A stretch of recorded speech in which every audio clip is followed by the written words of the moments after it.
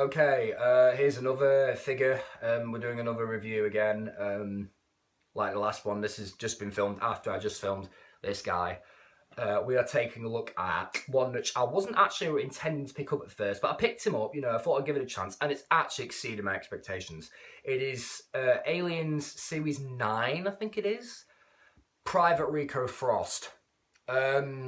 What can I say? This is a great figure. I did have a bit of a QC issue on mine. I will talk about that. It wasn't anything I couldn't fix.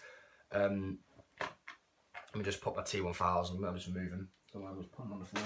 Don't worry, my floors are hard floor, so keep in mind, actually, he can hold Frost can hold the Terminator weapon, the Terminator weapons. Then again, Terminators use guns, so oh bloody hell, I don't want to lose that pistol. Let me just disarm Frost completely, make him book standard as he is in packaging without any accessories. He comes with a fair few, actually. Most of them come with one or two, but he actually comes with a pretty solid amount.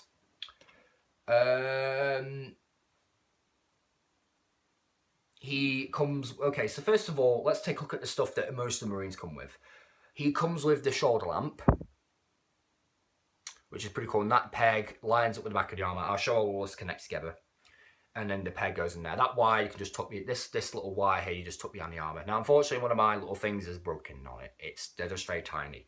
Next you get is, this is unique to Frost, but I could see it being working with the other Marines. The satchel, or the man person, I'm going to call it. The bit where he collects the Marines' pulse rifle mag. And then when it gets dumped after it gets burned, this gets set on fire, and the pulse rifle rounds just go off bloody everywhere and explode.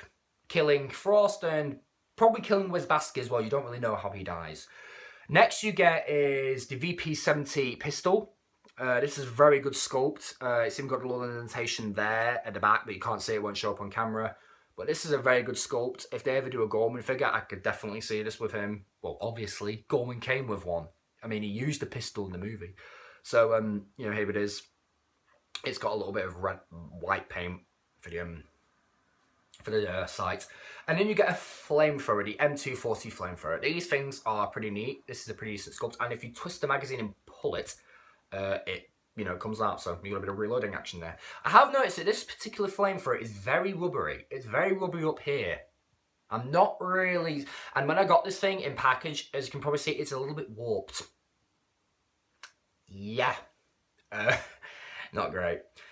And then another accessory you get, which is a very good accessory, very, very cool. And you only got this with the San Diego Comic-Con new, so good luck trying to find that. But they've done a 2-pack with her and Ripley, so yay!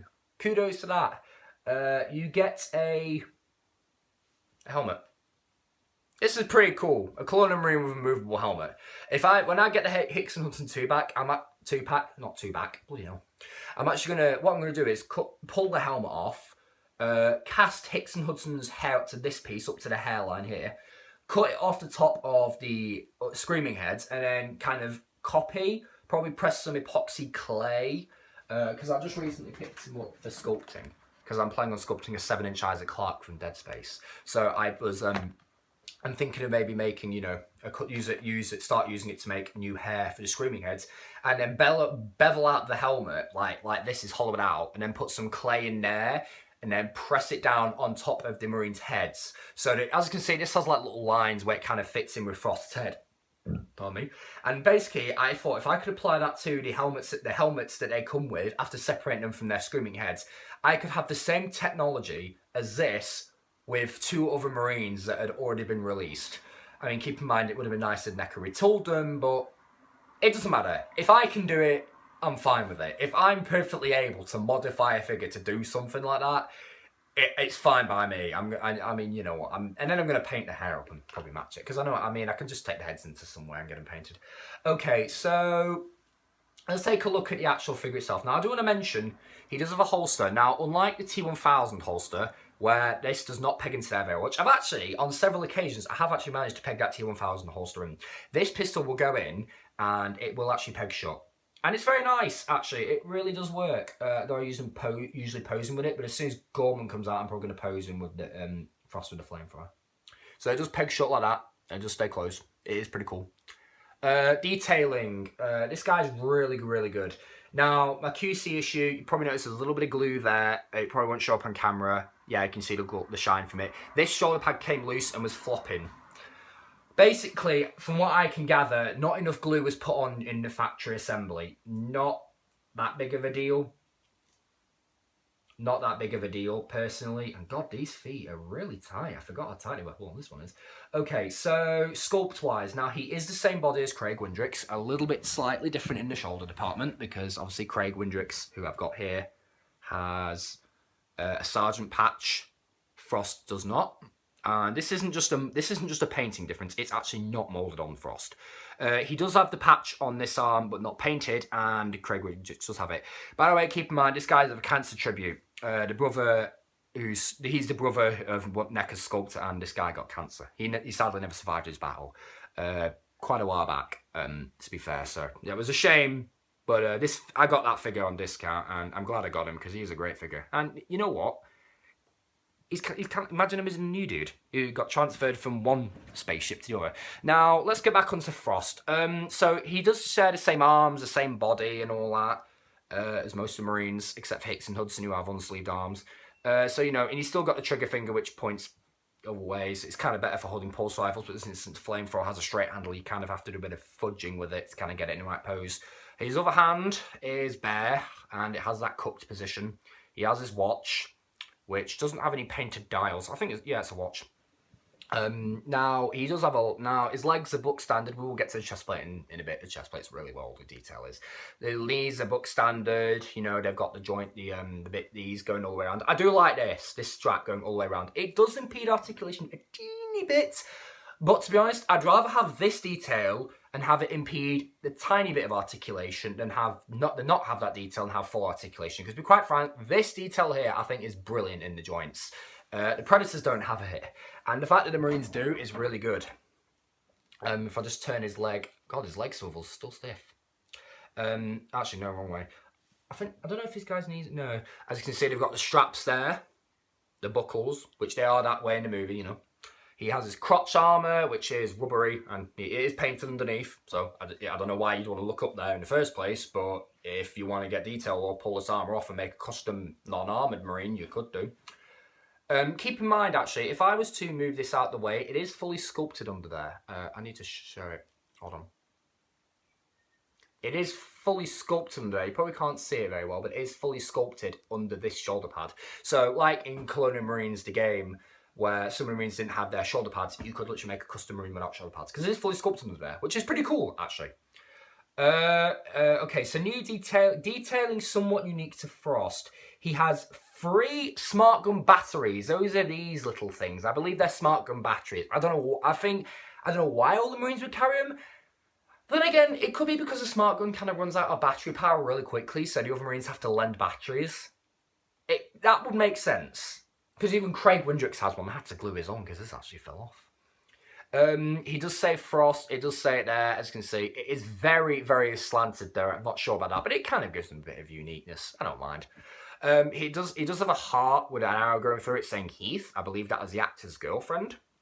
And then he has on it One Universe, Ride or Die, Arjun Forever. I can just about make that out. I believe it's an African word, but it does say Arjun Forever. Then just hold on so you can... Hold on, let me just try and... Come on, you stupid camera. Yeah, but you get the general idea. It's like that. Now, here on the shoulder pad is pretty cool. I didn't even notice this. I thought it was just squiggles. But the fact that NECA got this painted in is, without a doubt, one of the best things I have ever seen. Sorry, I'm getting excited just because of how well it is. On the shoulder pad, now it looks like little squiggles. It actually says something, and it says, when in doubt, nuke 'em. Sorry, my eyes are watering a bit. I've got a bit of an infection at the moment. But the fact that it says that, and it's so tiny, and you can make it out, that tells me that NECA really puts the detail in these guys. That is incredible. I haven't known... You find me a £20 or $20 figure, roughly around that mark, 20 to 25 currency figure, around that mark, that has that level of detail on it, and then you can slant NECA off. Because personally, even though a lot of people bitch about NECA, I got this guy, and despite the shoulder thing, I've had no problems with joints, no problems with paint, no plastic problems, nothing. I had one glue problem with him. Nothing at all. Okay, so you're probably wondering, how do we attach all these? Well, if you've had culinary marines before, it's book standard. You have to line this up, this little D bit there, with a hole in his back. And his armour does bunch up sometimes, so just keep it pushed down. You probably see it's gone black now. And you can just push that, and there's a hole in the body as well, so you push that all the way in. And take this and slide it in there. Take his man bag. My parents always take the mick out of me because I have like an actual leather bag and they call it my man bag. It's pretty funny. And so that's where I got that from. And I might actually, I don't know. I'm contemplating gluing this on his shoulder. I probably won't do. And I've just popped off the... Okay, it's best to put the bag on first before putting the lamp pack on. Keep in mind the lamp pack does have a handle so he can hold it. But here's a satchel. The pistol is in the holster there. I already put it in. It's very simple. Just slide it in and close it up. And the helmet is a bit difficult, at least at this angle. What you do is you press it on, and these, now if I just show you here, there's a little hook there, and that will fit into a little gap there. What I like to do is I like to hook them closed, and then kind of do this, and then, yeah, and it does sometimes undo them. That time it did. I'm just undoing it. I'm just doing it up again now. And you can press the helmet, so you just press on the figure's head. It does sit pretty good. Personally, for me, as a display option, that you can have him helmeted and unhelmeted is really, really good. And then you can have him with his flamethrower. In fact, actually, before we get him with his weapons, let's do his articulation. His head, because all the culinary marines have this, is on a double ball peg. So if I just take off the helmet here, I'll take off everything actually, except for the shoulder lamp. The shoulder lamp doesn't really impede movement. Just position. His head is on a double ball peg. I'll just pop it off. So, Craig Winjich has it as well, double ball peg. So, it's not the best range out of most double ball pegs. Usually a double ball peg has a lot of range. But it's actually not bad. You can't go back so far, obviously, because the hair sculpt goes down quite far. Down you can go decent. You can rotate side to side as any good ball joint. And you actually get a lot of bloody head pivot. That actually looks somewhat disturbing.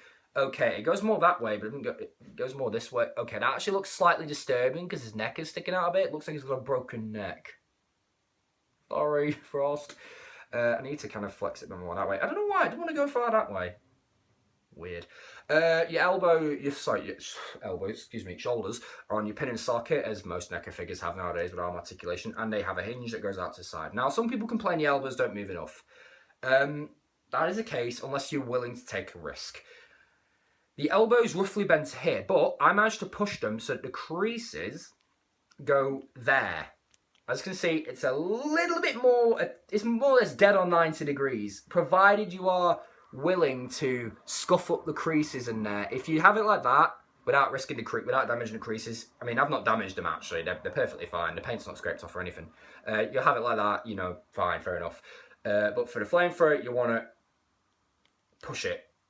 That's as far as it'll go. And he will hold the flamethrower better. You just could have posed him right. I wish I knew how to do that. Now, just like the other Marines, all the Marines have this, except for Ripley and Vasquez. Actually, Ripley's not a Marine. So except for Vasquez, you get a hinge in the wrist, which does feel a little bit funny. It feels a bit gummy, so I keep thinking I'm going to twist the wrist off every time and just twist it right off. And then you get a hinge. You get a hinge there, which is... It does go further that way. Again, it does feel a bit on the gummy side. Not particularly fond of that. Now, what's cool here is you actually have two joints in the torso, which I don't think most people know about. You have a ball joint, a mid-torso diaphragm, but obviously it goes better forward and back. It goes forward. That's pretty bad, actually. Goes back. Actually, it goes back really damn far. That's pretty interesting. And actually, he has a waistcoat. You probably won't be able to see it, but if right there, he has a waistcoat. He has a cut joint at the waist. I discovered that with Craig Winjich's, and Craig Winjich's waist joint is really tight. And as for legs, you have a pin and socket. So it'll go forward and back. You've got a hinge, which will go out to the side. Another pin and socket, which is your upper thigh swivel. Double jointed knees. Like I said, they don't bend up quite as much as some. They should be there, but they go a bit there. But that's because of the strap part there, which honestly don't mind. I'd rather have the strap than no strap.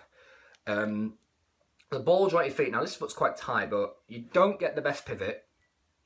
Actually, just go. It's okay now. It's loosening up a bit now that I've messed around with it. It rotates, and you know, it don't go down. It don't go up that much, but it is a ball peg. And then you have a toe hinge. All the Marines have come with us so far. Vasquez has not.